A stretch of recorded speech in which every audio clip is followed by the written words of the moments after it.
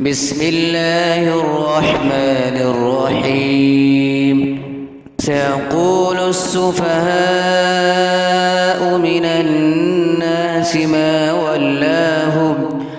ما ولاهم عن قبلتهم التي كانوا عليها قل لله المشرق والمغرب يهدي من يشاء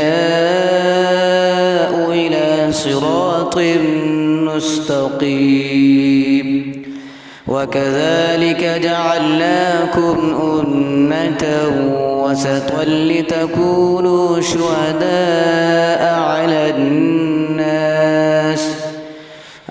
الناس ويكون الرسول عليكم شهيدا. وما جعلنا القبلة التي كنت عليها إلا لنعلم من يتبع الرسول ممن ينقلب على عقبيه.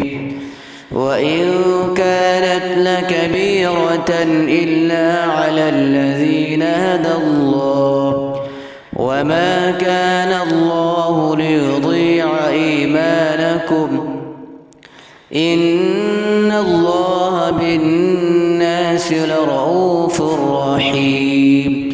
قد نرى تقلب وجهك في السماء فلنولينك قبلة ترضاها فول وجهك شطر المسجد الحرام وحيث ما كنتم فولوا وجوهكم شطره وإن الذين أوتوا الكتاب ليعلمون أنه الحق من ربهم وما الله بغافل عما يعملون.